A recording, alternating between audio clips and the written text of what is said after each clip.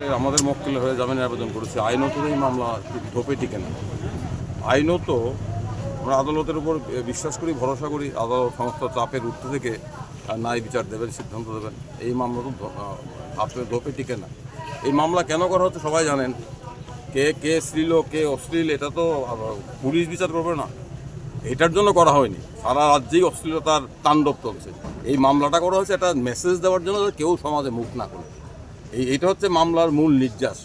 এই কি বলে, ওর নাম কি, ক্লায়েন্টের মাধবীকে টার্গেট করা হয়েছে। মাধবী সরকারের বিরুদ্ধে মুখ খুলছিল। মাধুরীর বিরুদ্ধে আরও দুটো মামলা আছে। মাধুরীকে গত 1 মাস ধরে বারবার থানায় ডেকে বলা হচ্ছিল আপনি দয়া করে, থানা খারাপ ব্যবহার করেনি, যেটা আমি সব মিথ্যা কথা বলবো না, তারা শুধু হাত জোর করে বলছিল আপনারা আমাকে বিড়ম্বনা থেকে বাঁচান, সরকারের বিরুদ্ধে মুখ খুলবেন না। এখন পুলিশকে দিয়ে আর সরকারের বিরুদ্ধে মুখ খোলানো বন্ধ রাখা যাবে? একজন মাধুরীকে জেলে পাঠিয়েছে, আরও মাধুরী মুখ খুলবে। আর অশ্লীলতা এগুলো নিয়ে, এগুলো তো মূল বিষয় না। মূল বিষয় হচ্ছে মুখ বন্ধ করা।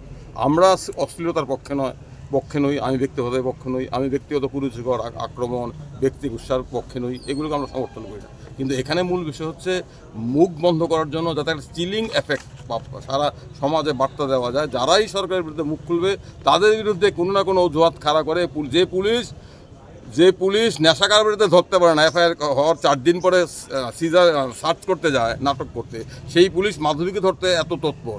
বন্ধের দিন সেই পুলিশ কোথায় ছিল? এতে তো মানুষ দেখছেন। আমরা আদালতের কাছে বলেছি কোনো ধারাই টেকে না, কোনো ধারাই। আটকও বেআইনি, গ্রেপ্তারও বেআইনি। কারণ মাধুরীকে তার বিরুদ্ধে মূল অভিযোগ সেটা ground of arrest, reason of অ্যারেস্টে জানানো হয়নি। তা আমরা আদালতের উপর ভরসা রাখছি।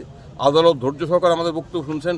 সরকার, প্রশাসন, সব বাইরের চাপ, সমস্ত চাপের ঊর্ধ্বে আদালতের প্রতি আমাদের আস্থা আছে।